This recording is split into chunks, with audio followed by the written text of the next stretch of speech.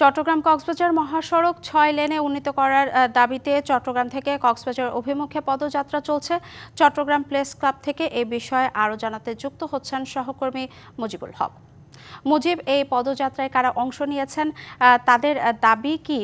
তাদের দাবি নিয়ে সংশ্লিষ্ট কর্তৃপক্ষ কি বলছে, বিস্তারিত জানাবেন।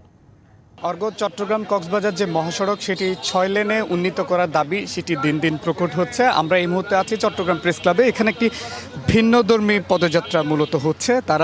আপনি জানেন যে চট্টগ্রামে কক্সবাজার মহাসড়কে ঈদের পরের দিনে একটি মর্মান্তিক দুর্ঘটনা ঘটে এবং সেই দুর্ঘটনায় 11 জনের প্রাণ যায় এবং আজকের এই পদযাত্রায় তারা 11 জন যে মারা গেছেন তাদের নাম দিয়ে, অর্থাৎ এক একজনের হিসেবে হয়ে প্রতীকী হিসেবে তারা যাচ্ছেন এবং প্রত্যেকে কাফনের কাপড় পরেছেন এবং তারা এই পদযাত্রা কর্মসূচির মধ্য দিয়ে যে সমস্ত উপজেলাগুলো পড়বে সেখানে তারা গণস্বাক্ষর কর্মসূচি গ্রহণ করবেন, সেখানে একটা জনমত সৃষ্টির চেষ্টা আসলে করবেন।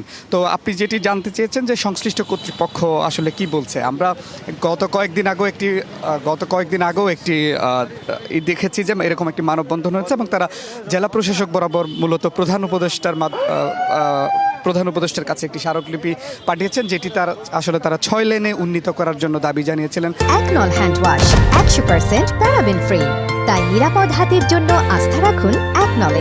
এবং ৬ লেনে উন্নীত করার পেছনে প্রধান যে কারণ এই সড়কটিতে আসলে লাখ লাখ মানুষ যাতায়াত করেন, কিন্তু ঠিক সেভাবে সেটি এক লাইনের হওয়াতে সেখানে বারবার দুর্ঘটনা ঘটছে এবং মৃত্যুর মিছিল সেটি বারবার আসলে দীর্ঘ হচ্ছে।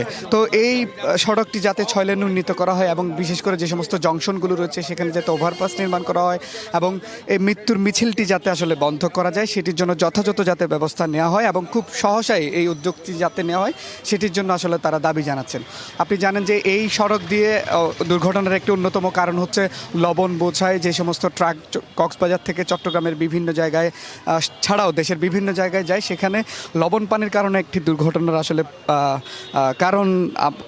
প্রধান কারণ হিসেবে আসলে দেখা যায়। তো সেটির আসলে তারা বলছেন যে সেটি যাতে নৌপথে সেই লবণগুলো যদি পরিবহন করা যায় তাহলে পরে সেই দুর্ঘটনার পরিমাণ আসলে কমানো যাবে।